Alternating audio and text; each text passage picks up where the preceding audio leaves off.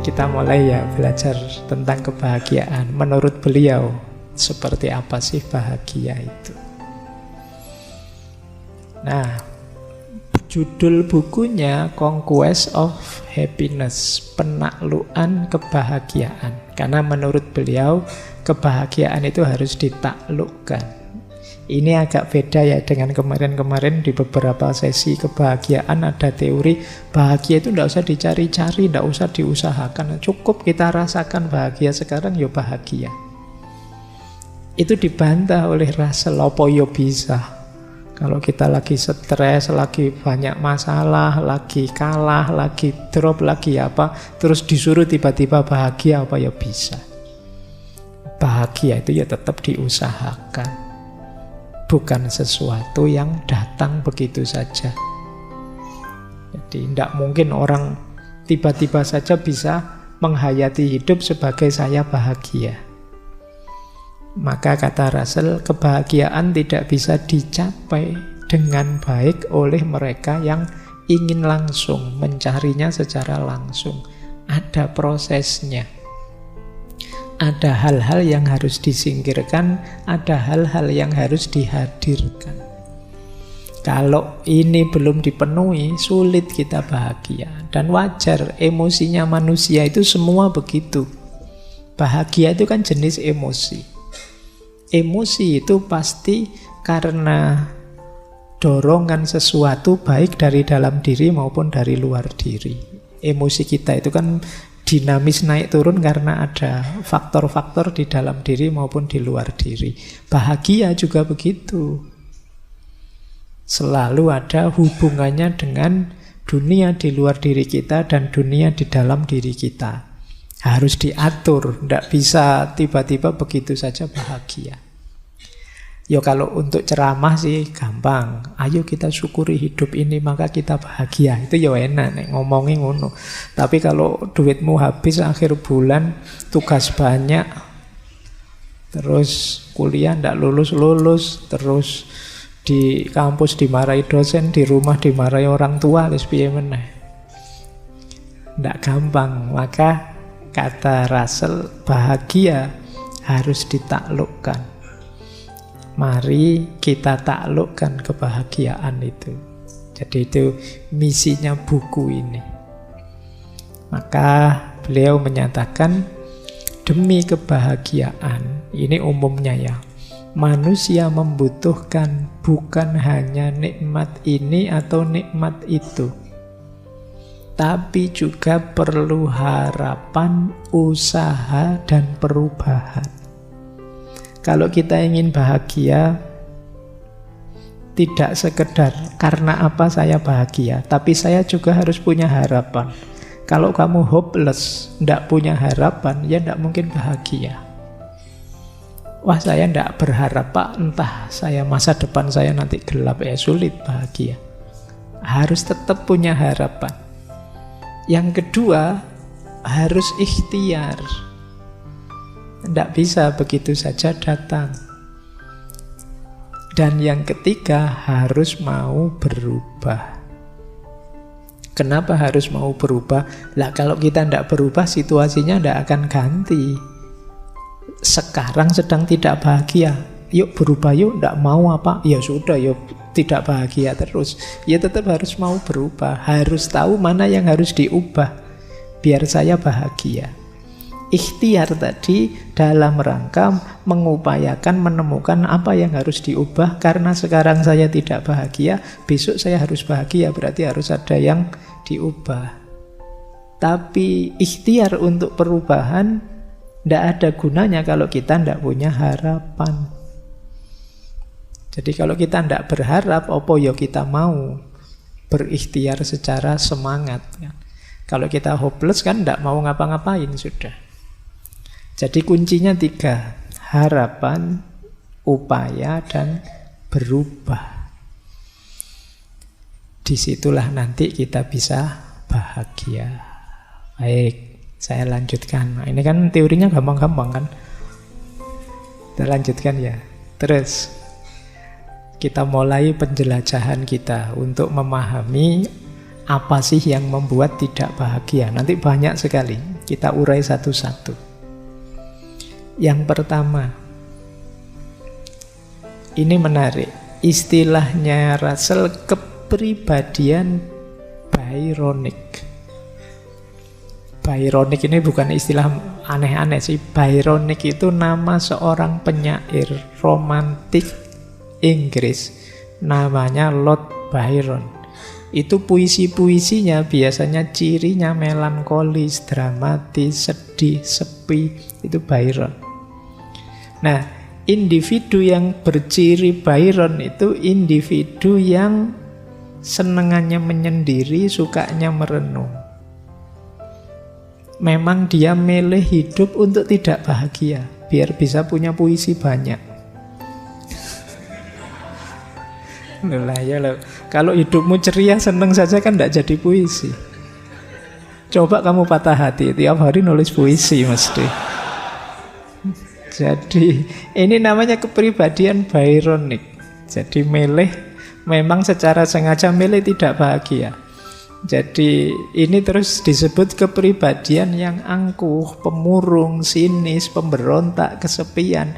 Itu sengaja seperti ini dia, biar vitalitas hidupnya terjaga bagi orang-orang ini. Misalnya orang yang sudah terlanjur menegakkan dirinya jadi orang yang kritis misalnya, tiap hari harus mengkritisi apa saja, dan itu berat. Ya tapi ya itu pilihannya. Dia memaksa dirinya untuk begitu terus. Dia memaksa dirinya misalnya, saya adalah master of nyinyir. Wah, tiap hari nyinyir terus. Itu kan berat. Itu membuatmu tidak bahagia. Kamu mewajibkan dirimu untuk sesuatu yang seharusnya tidak begitu. Kamu memilih ketidakbahagiaan sendiri. Ya mungkin demi identitas, mungkin demi nama, mungkin demi apa saja. Yang ini oleh Russell disebut kepribadian Byronic. Orang-orang yang memang pribadinya seperti orang yang anti kebahagiaan. Jadi mereka ini pinginnya ya seperti situasi yang mereka inginkan. Ingin murung terus, ingin kesepian terus. Karena saat kesepian dan murung, Lord Byron ini bisa nulis puisi yang indah-indah. Mungkin kalian pengen niru Laila Majnun. Wah, saya pengen kayak Majnun, Pak. Terus kamu gayamu kemana-mana kayak orang gelandangan kayak itu. Terus dari situ bisa bikin puisi saya, Pak. Ada orang yang kepribadiannya begini. Yang kata Russell, ini orang milih susah. Dan di buku itu disebut, jangan deket-deket dengan orang kayak gini, bisa nular. Ya karena kepribadian itu kan bisa menular. Kalau kamu punya teman pemarah, ya kamu mudah marah. Nah, kalau kamu punya teman pemurung, ya kamu mudah murung juga. Jadi berarti apa? Kunci kebahagiaan yang pertama sebenarnya kepribadian. Kalau kepribadianmu memang anti bahagia, sulit kamu bahagia. Orang itu kan kadang-kadang memang yang dipilih yang pahit dengan alasan tertentu. Mungkin biar dikasihani, mungkin biar otentik, mungkin biar disukai orang dan lain sebagainya. Tapi itu menyusahkan dirinya sendiri. Kayak kalian ini misalnya ngaji filsafat berapa hari itu, terus tiap hari memaksa kalau ngomong harus filosofis. Wah, disuruh bahas apa-apa sedikit-dikit filosofis wae. Kamu nyusahi dirimu sendiri ya. Kalau pas bisa filosofis saja. Kalau ndak bisa ya ndak usah. Secukupnya saja, itu lebih nyaman. Jadi ini yang disebut kepribadian Byronic. Kepribadian seperti ini ya sulit untuk bisa bahagia seperti penyair tadi. Kata Russell, kecuali engkau seorang Byronic, engkau akan berusaha menghindar berada di dekat orang-orang yang senang dengan ketidakbahagiaan. Karena sifat negatif mereka mungkin akan menular kepadamu. Ada quote yang menarik tentang kepribadian Byronic itu. Kata Russell begini, orang yang tidak bahagia itu seperti seorang pria yang kurang tidur. selalu bangga dengan kenyataan. Ini kamu harus mikir memahami quotes ini. Orang kurang tidur itu kan biasanya orang sibuk, pekerjaannya banyak, tidak sempat ada waktu untuk istirahat, untuk santai. Loh, orang seperti ini tuh loh kan banyak yang membanggakan hidupnya. Saya loh orang sibuk, kalau diajak apa-apa, wah sibuk aku. Wah sibuk aku kan ngono. Jadi kayak kurang tidur. Nah, toh begitu itu kan menunjukkan dia tidak bahagia karena capek, karena lelah. Waktu yang lain santai-santai, dia tegang, dia kerja. Tapi itu pun dia membanggakan fakta hidupnya, kenyataan hidupnya. Padahal dia lelah. Jadi dia itu tidak bahagia sebenarnya. Tapi toh begitu dia bangga dengan kenyataan dirinya yang tidak bahagia. Nah, jadi orang tidak bahagia itu seperti laki-laki yang kurang tidur. Dia selalu membanggakan kenyataan hidupnya. Padahal yang dia banggakan itu orang lain melihatnya kasihan. Sampean kerja keras mati-matian jungkir balik buat apa? Tidak bahagia. Lu biar saya bahagia, tapi kerjanya sendiri tidak membuat bahagia. Itu pun dia banggakan fakta hidupnya. Nah, ini salah satu quote yang berhubungan dengan jenis kepribadian Byron tadi. Kalau kalian ingin bahagia, kalau punya mindset seperti ini harus diubah. Hidupmu tidak santai, tidak nyaman. Meskipun kamu tutup-tutupi dengan ideologi, idealisme macam-macam, kamu kasih alasan, daki-daki, intinya kamu tidak bahagia. Kan itu saja. Kan tidak penting alasan itu. Yang penting kan kamu yang menjalani dan merasakannya. Baik, lanjut ya. Yang kedua, ini juga bikin masalah. Kalian tidak akan bahagia kalau mindsetmu adalah kompetisi, persaingan. Gara-gara persaingan ini kan kalian lupa waktu, bekerja terlalu keras, mengabaikan hal kecil sederhana biar bisa menang. Kalian selalu lirik kiri, lirik kanan, jangan-jangan ada yang lebih hebat dari saya. Jangan-jangan ada yang lebih pintar dari saya. Jangan-jangan ada yang lebih ganteng dari saya. Sudah. Kuliah hari pertama tolah-toleh yang kamu incer, ini yang pintar, lebih pintar dari saya mana ya? Yang lebih ganteng dari saya mana ya? Logikamu selalu logika persaingan. Atau jangan-jangan kamu lihat ini motornya yang lebih mahal dari saya mana ya? Persaingan.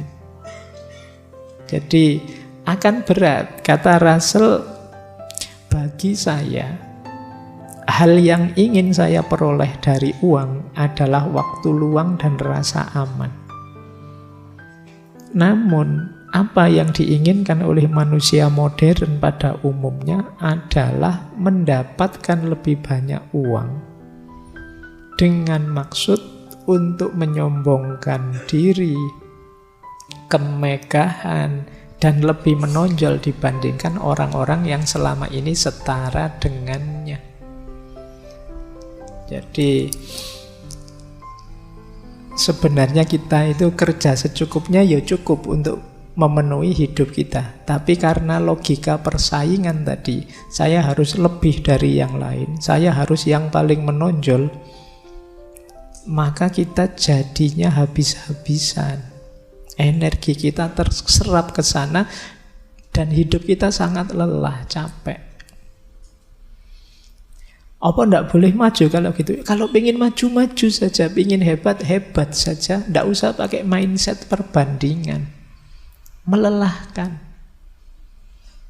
Jadi mindset perbandingan itu apa-apa kamu lihat kiri kanan terus tiap hari. Kan itu melelahkan. Kamu ingin selalu menonjol lebih dari yang lain. Kamu menonjol bagus tapi tidak harus dengan logika kompetisi atau persaingan. Hidupmu akan sangat berat. Kalau mindsetmu ini, kamu tidak bisa tidur tenang. Jadi hidupmu tidak akan nyaman. Oke, nanti ada temenmu dapat pasangan, punya pacar, kamu greges, waduh, kok saya belum ya? Akhirnya nyari sedapat-dapatnya. temenmu. Jadi capek tiap hari kamu ngeladeni kiri kananmu. Temennya beli motor baru, pakai baju bagus, pakai anu, kamu wah, kamu ndak tenang tiap hari ke puskesmas nanti. Capek melayani kompetisi atau persaingan. Kata Russell, saya tidak memungkiri bahwa perasaan sukses membuat kita lebih mudah menikmati hidup. Apa yang saya tegaskan adalah kesuksesan hanya bisa menjadi salah satu unsur dalam kebahagiaan. Dan itu terlalu mahal dibeli jika semua unsur lainnya dikorbankan untuk memperolehnya. Sukses iya penting, kita bisa bahagia karena sukses.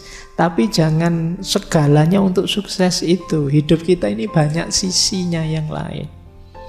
Kita masih punya sisi kesehatan, kita masih punya sisi kenyamanan hidup, kita masih punya sisi kebersamaan, kemasyarakatan. Ada banyak sekali dimensi hidup kita. Sukses memang salah satunya.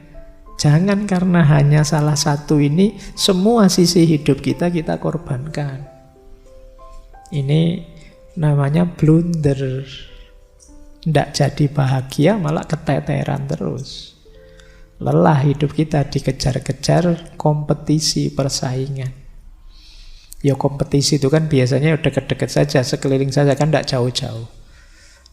Meskipun misalnya Pak Presiden hebat, tapi sampean kan tidak akan berkompetisi dengan Pak Presiden, kompetisinya sama mahasiswa.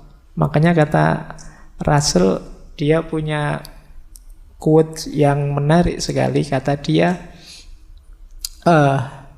seorang pemulung tidak akan berkompetisi dengan jutawan, karena dia tidak akan iri. Yang dia iri siapa? Pemulung yang lain yang lebih sukses dari dirinya. Kalian mahasiswa itu tidak mungkin iri sama dosen. Irinya sama siapa? Sama sesama mahasiswa. Kompetisinya juga begitu. Itu yang bikin capek. Oke ya, boleh kalian maju, boleh kalian hebat, boleh kalian luar biasa, tapi jangan ditempuh dengan mindset kompetisi. Ini menarik ya. Kalau di peradaban barat itu kan selalu logiknya ingin progres. Yang itu kadang demi progres ini dia harus paling nomor satu, paling menonjol, paling hebat dari yang lain. Loh, hebat tidak apa-apa, tapi kalimat dari yang lain itu akan memberatimu.